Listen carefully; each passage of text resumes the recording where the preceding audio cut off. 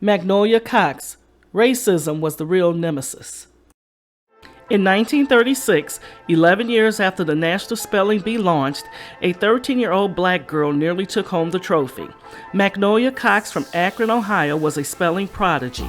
MacNolia was an 8th grader at the Colonial School in Akron, Ohio, when she participated in the 1936 Akron Spelling Bee. The straight-A student memorized 10,000 words in preparation. Over the course of 2.5 hours, the young student spelled out many difficult and complex words to become the first black teen to win the Akron Spelling Bee. According to an article in the Akron Beacon Journal, she won $25 and a ticket to Washington, D.C. to compete at the Scripps National Spelling Bee. MacNolia traveled to Washington, D.C. by train, accompanied by her mother and a journalist from the Akron Beacon newspaper, Mabel Norris. When they crossed the Mason-Dixon line on the train, she and her mother had to get off and go to the colored car. When they arrived in D.C., they were not allowed to stay at the same hotel with the other contestants, so she and her mother had to stay at a safe house in the home of a doctor. MacNolia goes to the competition, but she can't go through the front door. Because of the Jim Crow laws, she has to go around the back.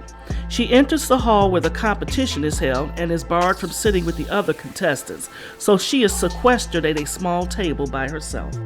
In spite of the racism MacNolia faced, she performs amazingly well in the national competition, becoming the first black top 5 finalist at the National Spelling Bee that year. She won her city, her county, her state, and made it to the final rounds of the Nationals, the first time a black person had done so. But then the judges, who were all white and Southern, asked her to spell a word which was not on the official list, Nemesis. MacNolia misspelled the word and was eliminated from the competition.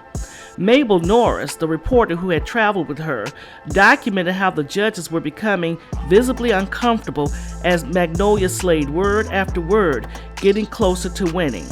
Norris protested because the word nemesis was not on the official list, but the judge's decision held. MacNolia took home $75.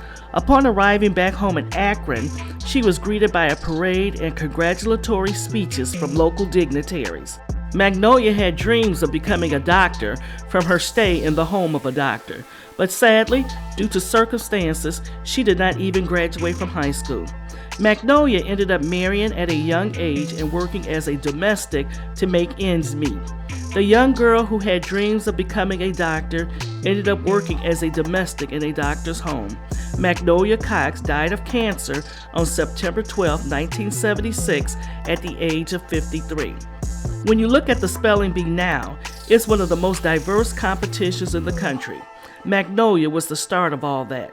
And even though she didn't win the national competition in 1936, she did open the door. In September 2021, the United States Senate passed a resolution to honor MacNolia Cox posthumously for her achievement. Until next time, please like, share, comment, and subscribe to the channel.